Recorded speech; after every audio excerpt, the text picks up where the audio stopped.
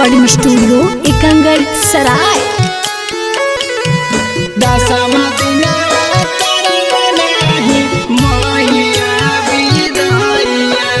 Music by Mohan Yadav.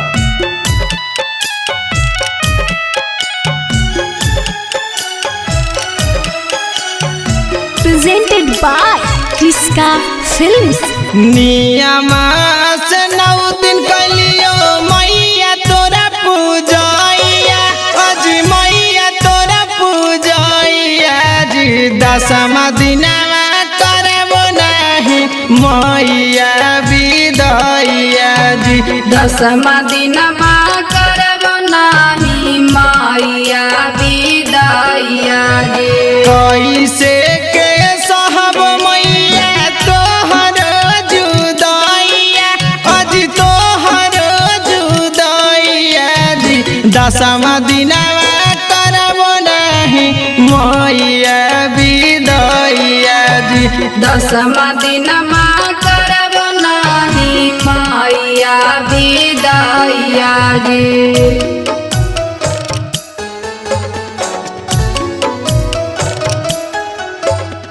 10वां दिनवा करबो नाही मैया विदैया जी। साला भर पर अइलू मैया बेटा के घरवा जी।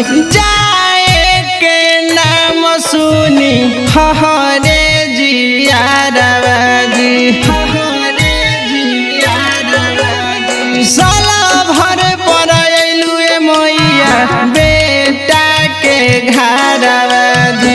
जाए के नाम सुनी हरे जियारवा जी।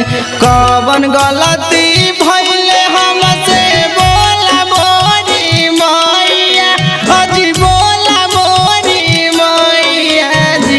10वां दिनवा करबो नाही मैया विदैया जी। 10वां दिनमा करबो नाही मैया विदैया जी।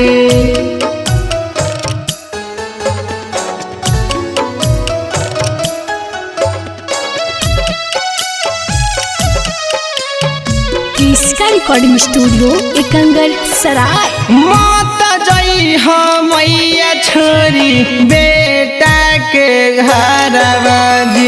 सिकुटा माटर बेर बेर करे लानी हो रवा जी, माता जई हो मैया छोरी बेटा के घरवा जी। सिकुटा माटर बेर बेर करे लानी हो रवा जी। पर मुद पर रही मैया हरदम सहैया, अजी हरदम सहैया जी।